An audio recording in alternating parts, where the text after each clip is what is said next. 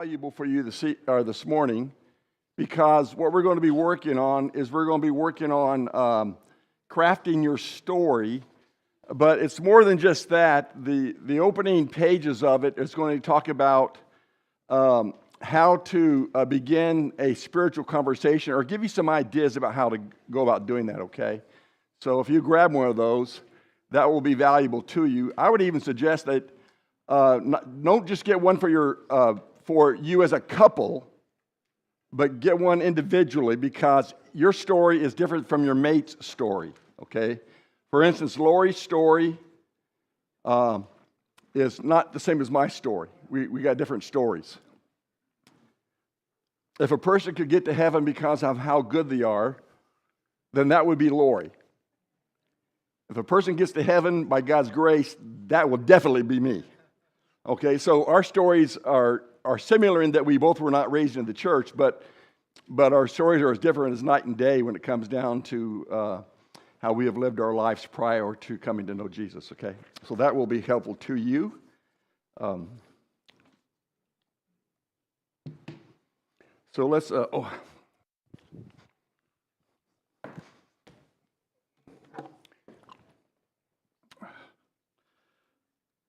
a little bit scattered this morning because I woke up and I showered, and have you ever had one of those days when you just didn't know how to fix your hair? Yeah. Do you part it on the right? Do you part it on the left? Do you comb it straight back? And so I had to go through some of that, and so.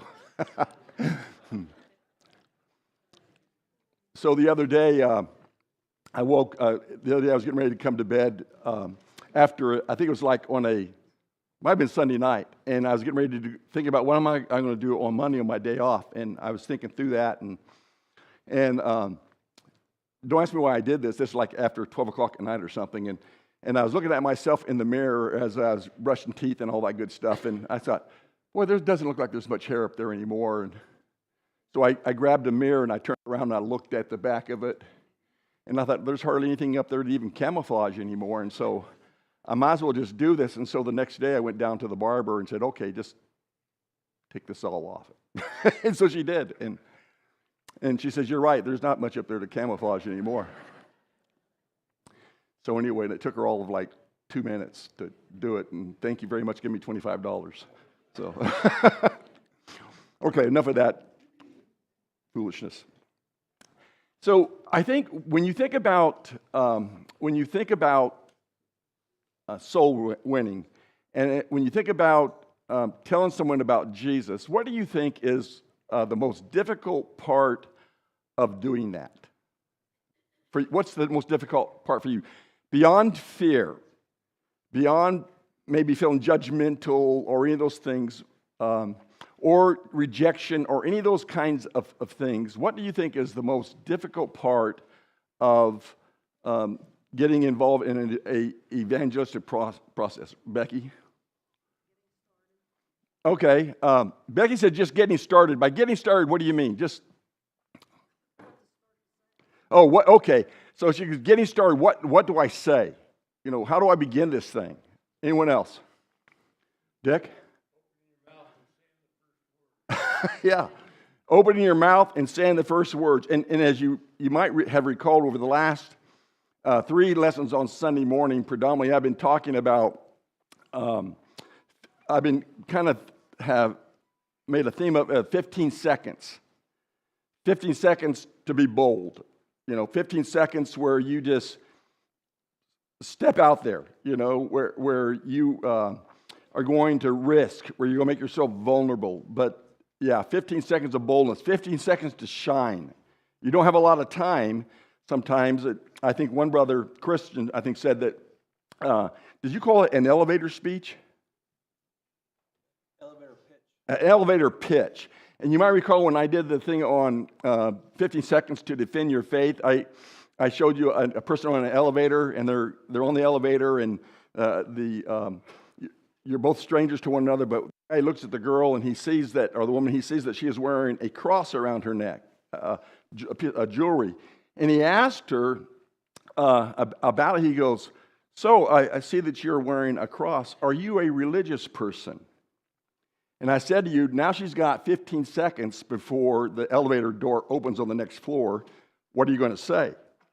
Or if you were to turn that around and say you're on the elevator and you notice a person that is wearing a piece of jewelry such as a cross, and you say to them, I see that you are wearing a cross, or you're a religious person.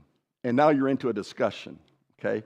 So I think some of the most difficult parts to me, okay, in being able to get into an evangelistic Bible study with someone is the opening words. It's trying to find who that prospect is going to be. Who is that person that I'm going to share my faith with? And in almost all cases, beyond having a friendship evangelism or family evangelism, predominantly in the New Testament, it's stranger evangelism. Now, we have taught about friendship evangelism, that you have a natural fishing pool that you can fish in that consists of your friends and your acquaintances that you're closer to, and so they are natural because you already have a relationship with them, and so it's just a matter of being bold and initiating a discussion with them. So that's friendship evangelism. And then there's family evangelism. You're familiar with your family, you know your family, and so sometimes you can talk to them. Sometimes you can't, but sometimes you can talk to them because we're family. You're blood tied, and so they become a natural fishing pool to fish in. But in the scriptures, predominantly, if you get beyond Peter and Andrew and James and John, which are family members, and get in just to the New Testament, you'll find out that the majority of evangelism is stranger evangelism. For instance, Paul did not know Lydia or her household. He did not know the Philippian jailer. Stephen did not know those people in Samaria. He didn't know the Ethiopian eunuch. Paul, when he got into Ephesus, he didn't know those disciples of John. In fact, so I'd say to you that the vast majority of people that you're going to run into in terms of evangelism is going to be stranger evangelism. And so what are some ways to get into a discussion? And so that's what the first part of this material that I handed out to you, that looks like this, and it's like 10 pages long or something like that, 15 pages long, something like that there. The very first part of it is called Practical and Natural Examples of Starting a Spiritual Conversation. So, as we began last week, what we're going to do this morning, we're going to talk about casting or developing a story, but everyone has a story. Each one of us has a story. I have a story. You have a story. To some degree, there are a lot alike, but in a lot of ways, they're not exactly alike. But everyone has a story. So we're going to look at some practical examples, natural examples for starting a spiritual discussion. So if you'll open to the first page there, it says practical and natural examples for starting spiritual conversations. Whether it's a friend or a coworker or neighbor or even a stranger, the goal is to be a genuine, to be carrying, to be a conversational rather than it being forced or it being something that is scripted. Okay, and so as we talk about writing our stories, they need to be stories that you've done enough that they're rehearsed in your mind so they become a natural story for you, so it doesn't become something that is a forced story, but it becomes a natural story. And it's a natural story because it is a story that is yours, and it's one that has stuck with you. It sticks with you, so you can easily share it without having to just do a lot of mental gymnastics with it. So there are some general conversation starters, and so if you look on your page there, sometimes I put blanks in this stuff here, but I just want you to see what it's saying there. Life experiences. All of us have life experiences, and so what gives you hope when life gets tough would be a small dialogue, okay? You know, what gives you hope when life gets tough? Have you ever felt like God was trying to get your attention? Or what's been the most meaningful experience in your life so far? And they can tell you those kinds of things and answer those questions, and you use those as a bridge. Now, Clint, in his part of this session on telling Jesus stories, he begins by using Jesus stories as a bridge to a circumstance or a situation that a prospect or a person has gone through. And so as they begin to share their story with you about some of the things that they're going through, then you're able to make a parallel from that to a story that Jesus told, or something that a situation that Jesus addressed, and you use that as a bridge to a Bible study or to a deeper discussion. In our part that we're doing here, for my part, is that we're developing our story where we're going to use it as a bridge to get into a deeper story or into a deeper discussion about religious matters or spiritual matters. So in this first case is life experiences, and here are some of the questions that you can ask. Everyone, listen, when it comes down to evangelism, I've been doing this a lot of years. Everyone is always looking for a silver bullet. An easy way to do it, and I'm just going to tell you, there are no easy ways to do it. And this is just a way. Well, one of the fellows up at PTP, I was talking to him, he goes, well, what are some of the things that you guys do at Linder Road to do evangelism or to grow? And I said, our congregation is a super great congregation, but if we have a weakness, that's our weakness, is we're not as evangelistic as we could be. And that's our weaknesses. But at Linder Road, I said, we throw as many things on the wall as we can. Y'all remember making spaghetti? Those of you who are old-fashioned spaghetti makers, and when you boiling spaghetti noodles, and the way you find out whether the thing is ready or not is you throw it on the wall. Is that how you do it, Rhonda? You got all these little stains on your wall from spaghettis hitting it and sticking on it or bouncing off or what.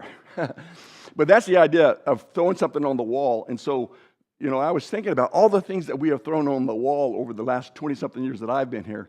And we have thrown a lot of things on the wall. I mean, a lot of things. And I began just to list off all the things. This is a new thing that we put for to help you to evangelize. And so there is no silver bullet. There is not the way. The way, they're all a ways. There are different kinds of ways to doing it, and this is just one of the ways for doing it. And so it's being able to tell our story. And so life experiences where we ask questions or current events in the world. A lot is going on in the world today. It makes me think about where people find peace. Where do you turn to for peace?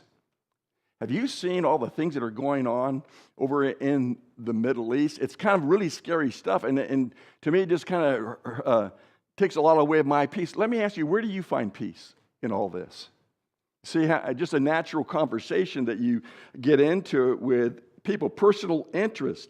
Do you have any kind of a faith background? Did your family grow up going to church?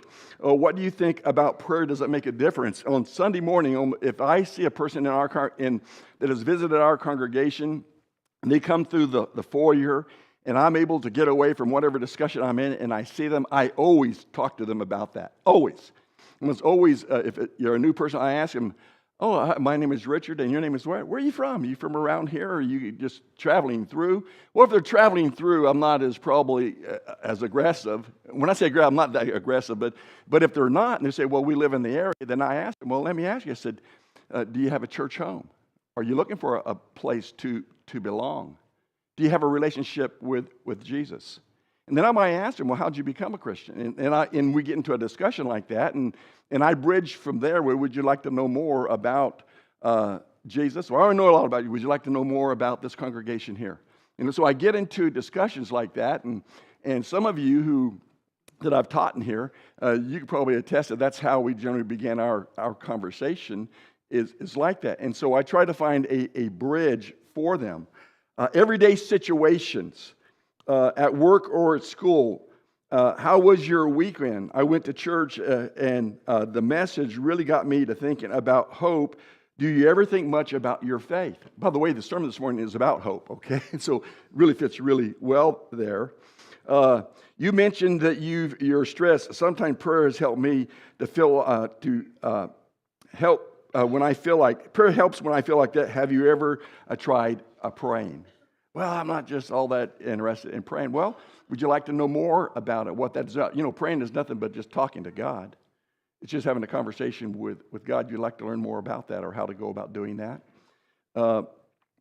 During life's transitions, people who are in transition in life are the most vulnerable to taking a listen to the good news of Jesus Christ, when they're in a transition. What are transitions? Transitions is when you are a teenager. A teenager is in huge transition.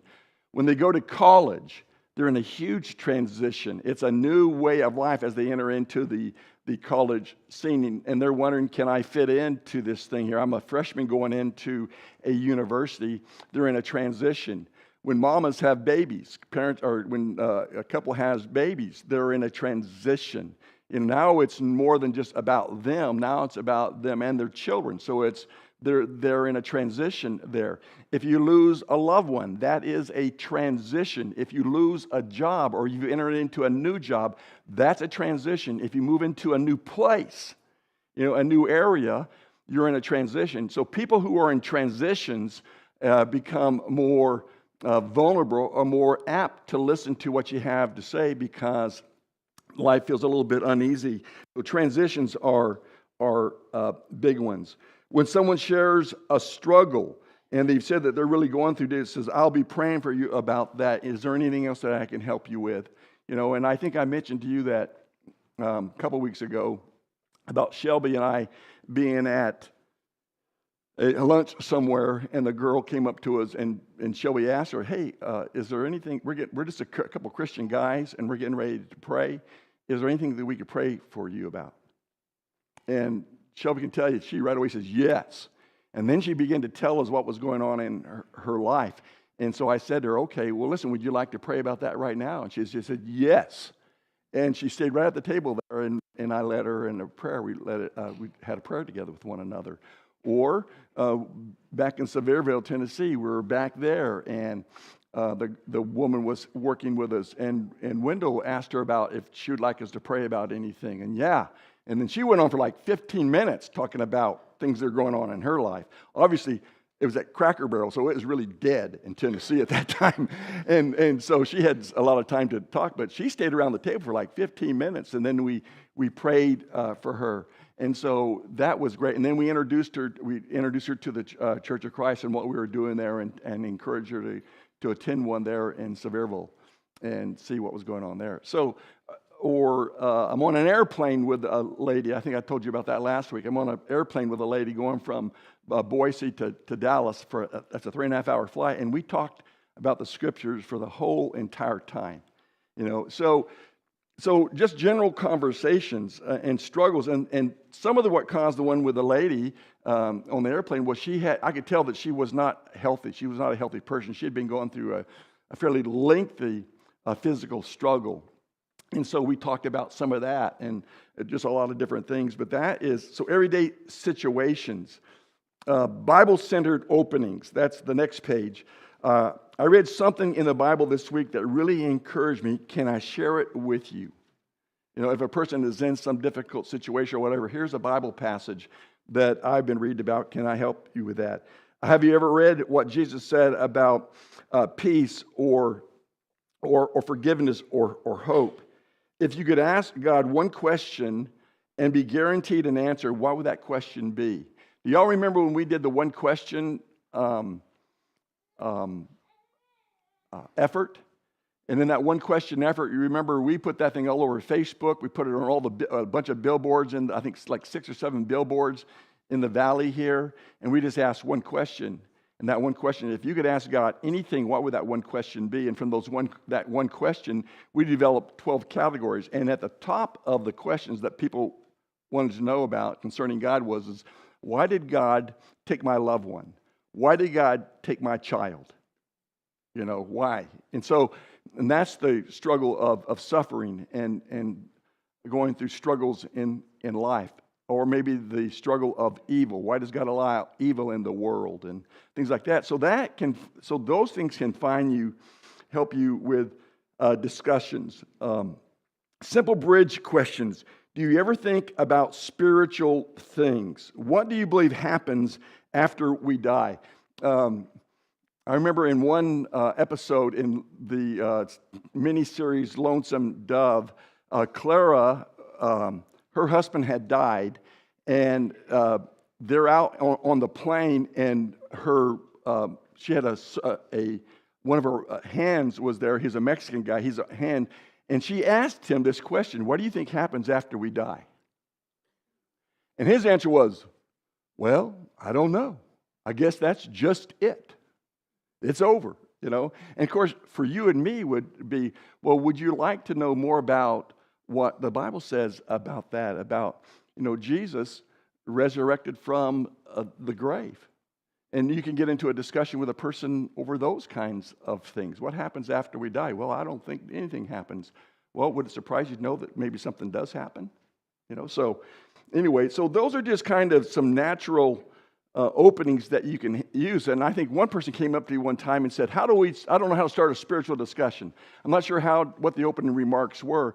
And I said to that person, okay, I'll remember that. And so there you have it. You have a bunch of opening discussions. And so what you have to do that now is now you got to go back over those things here. Don't take these home and just throw them on the table somewhere. Take these home and kind of memorize some of those things there. Most of them are just natural. Like I said, they're natural. They're not anything that really is going to be a forced kind of thing. And then I think on page 4 is spiritual conversion cheat sheet. Okay, and then if you need another one, I think I even put an even smaller one there next to it. But it's just a cheat sheet, and you can take that cheat sheet, and most of you probably have computers at home and probably have computers at home. You probably have a printer as well, and you can take the cheat sheet and you can make it into a card that you put on front and back so you can use them in a situation that you might find yourself in. You just kind of look through it and what is the situation that I'm in with this person here? What are some questions I can ask in this situation? So it's just a cheat sheet, but it might be helpful to you, okay? So those are free of charge.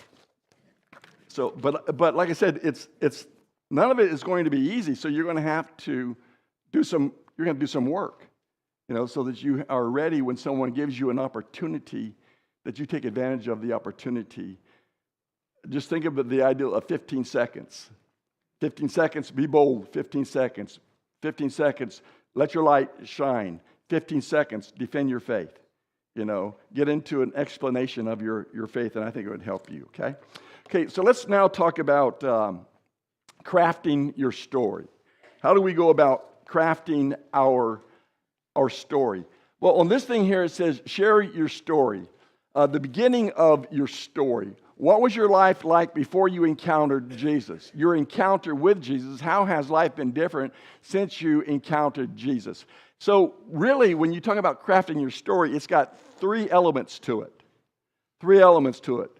Your life before Christ, BC, your conversion, and then your life after Christ, okay? AD, okay? So after you die to yourself. So there is your life before Christ. Before Christ? There is your conversion story, and then there is your life after Christ. How has things changed? So when you talk about crafting your story, a well-structured story is easy to follow. It doesn't have to be a long one. If time permits, near the end of the class, we're going to look at Acts chapter 22, beginning in verse 1 down through verse 21.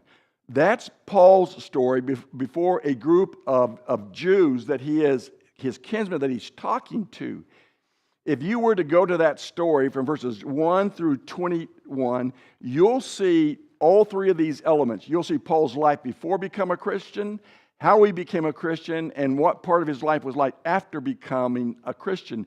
And if you were to read it at standard reading rate, it takes you about 2.5, 3 minutes to read through it, unless you read super fast. But if you just kind of read at a natural rate, it takes about 2 or 3 minutes to it. And you'll notice that his story it's stuck with him because it's his story, and it's structured story, and it's one that is pretty easy to follow.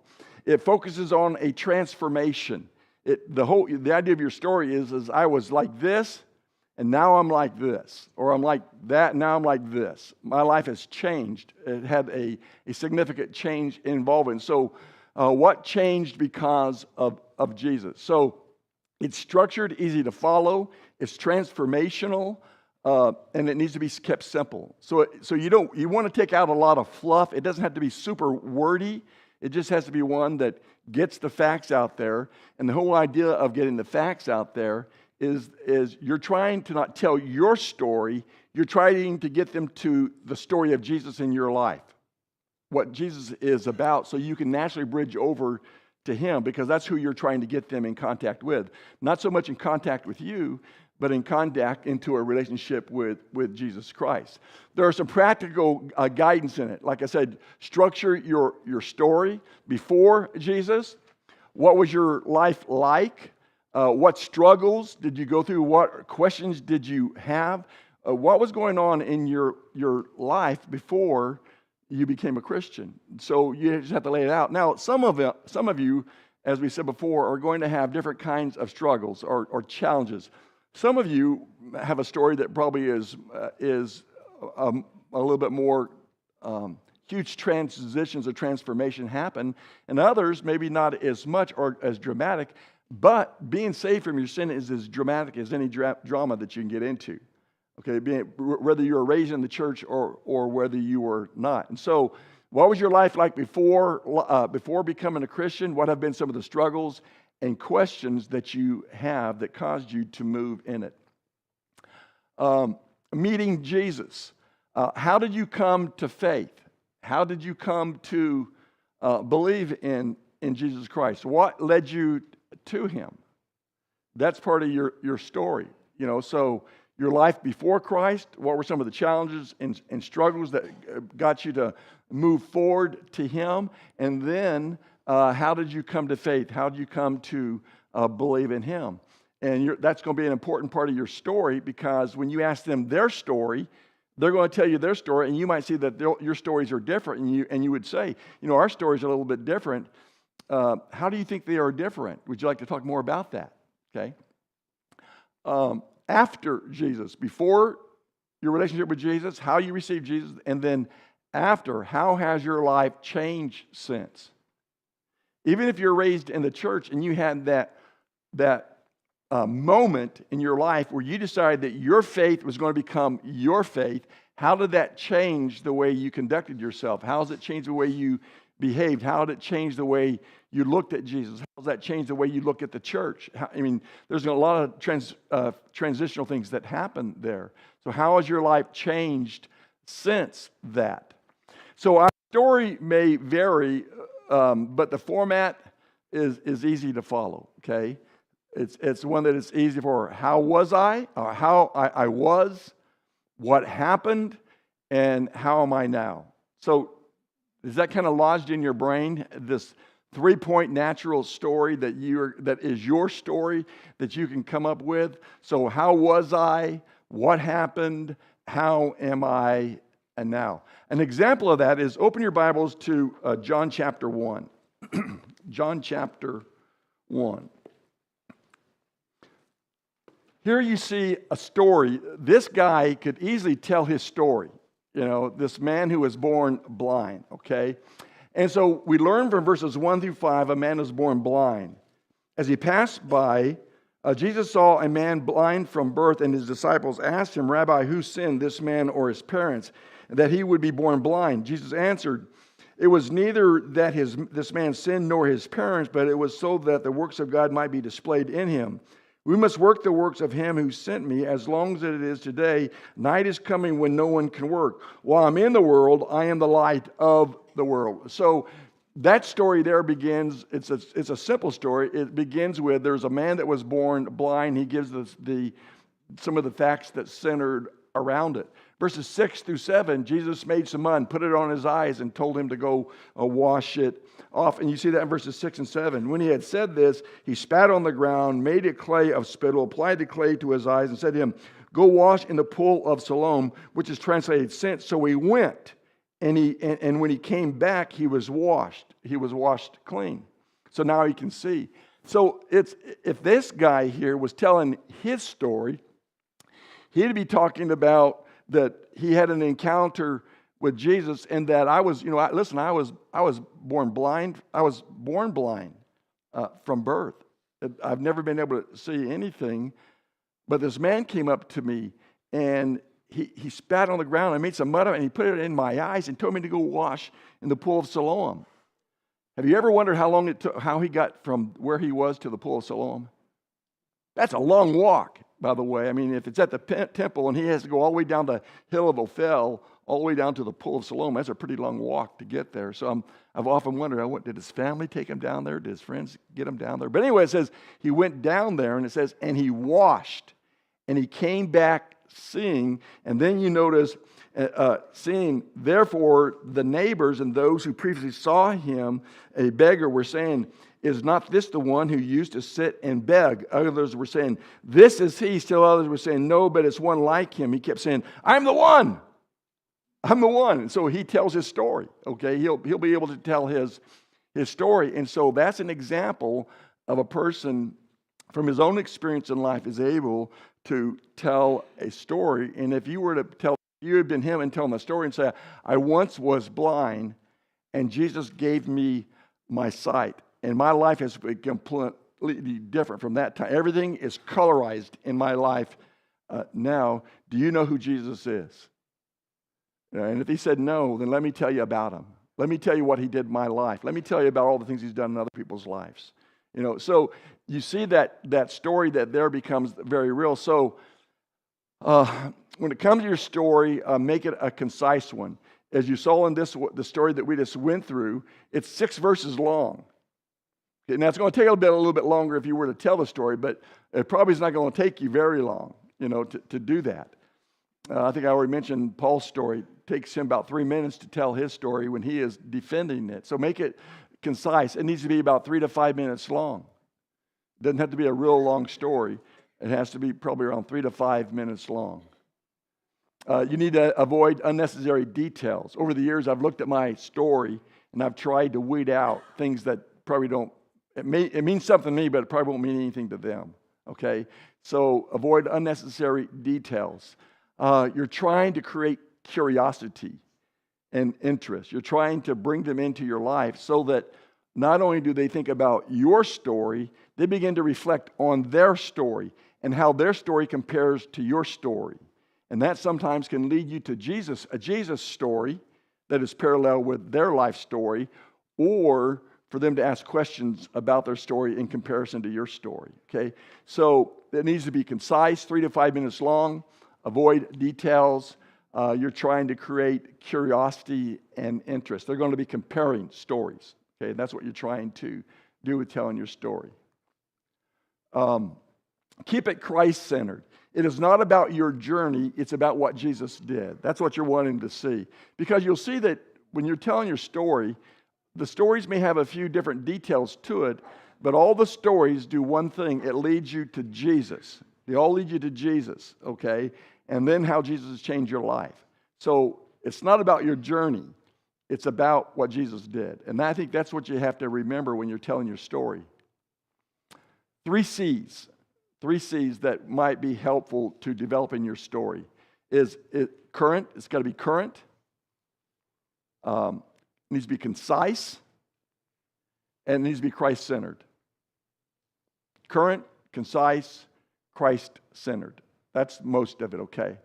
So let's write our story now, okay? And that's where your booklet is going to come in, because you'll see that your booklet has squares in it.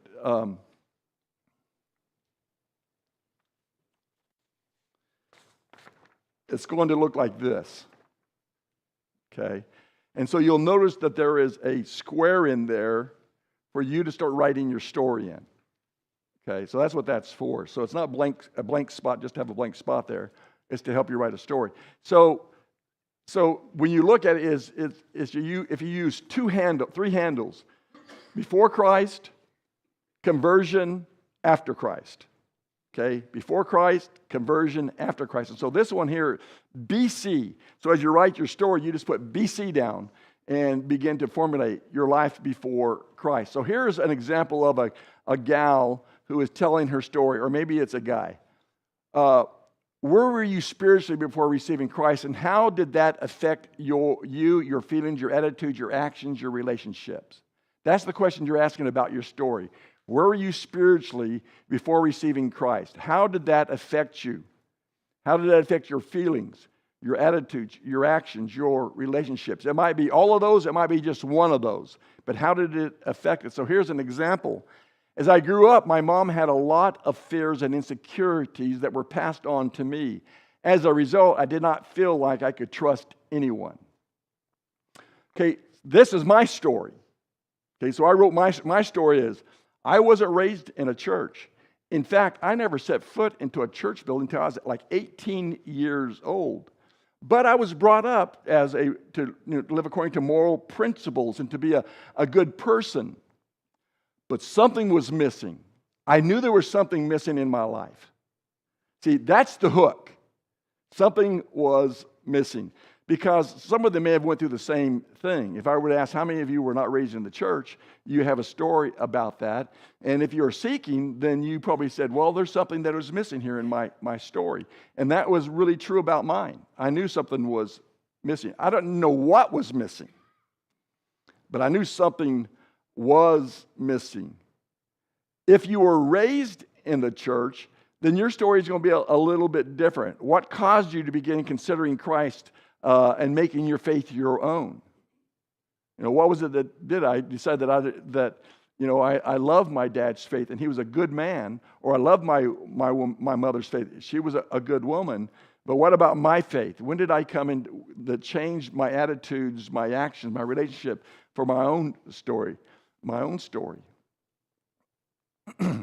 Conversion. So your life before Christ looks like maybe something like that. Okay, so remember my story. Wasn't raised in the church, never set foot in the building of a church. I was raised with moral principles to be a good person, but something was missing in my life. But then something happened. What realization did you come to that finally motivated you to receive Christ? That's your question that you're asking as you write this next part of your story. In my senior year in high school, I took a class called Bible as Literature. We studied the book of James. However, as I read the book and learned some things about it, we were encouraged to read an extracurricular book, which I chose to do so. And it really caught my attention because it caused me to think about life after death.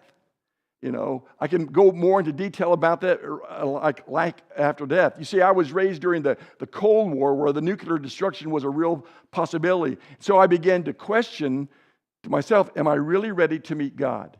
If there is a God, am I ready to meet Him? And so what realization did you come to that finally motivated you to receive Christ? My wife and I, as a result, my wife and I were out on a date one evening, and I told her that I was going to start searching for God and for Jesus, and she asked me, why? And I told her that I believe that there's more to life than 63 years in a grave. Ask the person that you're talking to, have you ever thought about that? That there's more to life than just living life, and then it's over? It's kind of like that Bolo or Polo or wherever his name was that Clara asked at the graveside of her husband. So, Bolo, what do you think about what happens after life? Well, I don't know. I suppose nothing. But something I thought about it had to be more than that to me. She asked me what I was going to do. I told her I was going to start going to church. Where, she asked. I don't know. I'll find one in the church in the yellow pages or in the phone book, which is old now, I know. But that's what we had them back then, in the phone book. Today, I Googled it, But in a phone book, or a friend had on a number of occasions asked me to go to church with him. So I started there. I went to church with a guy named Danny Canada. See, so I went there. And so I went and I started asking lots of questions. I finally ended up at the Grover City Church of Christ. I sat and listened and asked questions for about 3 months until I figured out who Jesus was and what I needed to do to be saved. I then went through about 2 months of being really miserable with myself and my sin, thinking if I were to die, that I would go to hell. And so when did I specifically receive Christ? So on April the 8th, 1973, on a Sunday evening service, at the invitation, I went forward.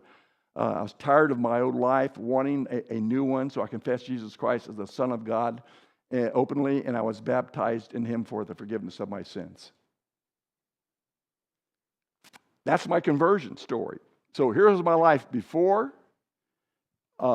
Here is how I became a Christian. The things that they're going to dial in on is probably that I was baptized into Christ for the remission of my sins. And then AD is after conversion. How did your life begin to change after receiving Christ? I didn't have to fear anymore, lostness anymore. I felt free and at peace with God because of what Jesus did for me. Boy, did life change though. No more worrying about sin. I had a fresh beginning and I knew I had a hope beyond the grave. Okay, I could go, if I wanted to go more into detail with it, I could get more into detail. Well, I lost a lot of my friends because I changed my behavior, but I've gained thousands that replaced each one I lost. I now have a whole new family all over the world. I'm securing my relationship with God through Jesus Christ. Since then, I've been telling people how Jesus has changed my life completely. So that's my story, and it's a pretty quick story. Concluding questions. Can you relate to any of this? Does any of this make sense to you? Well, everything made sense to me until you got to the point there where it says that you were baptized into Jesus Christ for the forgiveness of your sin. Why'd you do that? Now I'm in a Bible study. Now we can move on from that. Well, I noticed that you said that you lost all your friends. Why did you lose all your friends? Well, because I quit going to drinking parties. I quit getting into fights. I quit doing a lot of stuff that I was doing that was getting me messed up. That was making me unhappy with my life. So I can build on that. I can go on with that from there. So that's crafting your story. And so what I would encourage you to do is to go home now this next week and craft a story. It doesn't have to be a real long dialogue, but what was your life like before Christ, your conversion, and then after Christ? Well, how's your life changed? That's your story that you can tell people. And I've used that story. I mean, it's not always verbatim. It's a lot more, flows a lot better than what I've just read it to you. But I've used it on golf courses. I've used it on airplanes. I've used it at the store. I've used it in parks. I mean, I've used that story all over the place. My story, okay? And every person that I study with, they all hear the story. They all get to hear the story. There's a little bit more depth and detail into it, but they all get to go through that, okay? So your homework this week is to go home and write your story in those boxes that you have there. Write your story. And if you were to see my book, you would see that my story is written in there in longhand. Okay, I think it was written even written in pencil. But I have that story that is there. All I had to do then is type it up for you guys to look at it. Okay, so write your story, and then next week we'll have each of you come up here and share your story. I'm just kidding with you. Because now your hands all went sweaty, didn't it, when I said that? Started sweating and all. Oh no, he's going to make us tell a story. I'm not going to make you tell your story. But what I might do is I might encourage you to share your story. Share your story with your mate. Share your story with your friends. But just say, hey, Richard has been teaching us how to craft our story. I've wrote my story. Can I share it with you? And just practice it. The more you practice it, the more you use it, the more it becomes, like I said, natural to do it. It's not a hard thing to do. Okay? And it'll get you into other discussions because of that. Okay? So that's it. And so you have a whole 1 minute left before we go to the next stage of what we're going to be doing here this morning. Okay, thank you.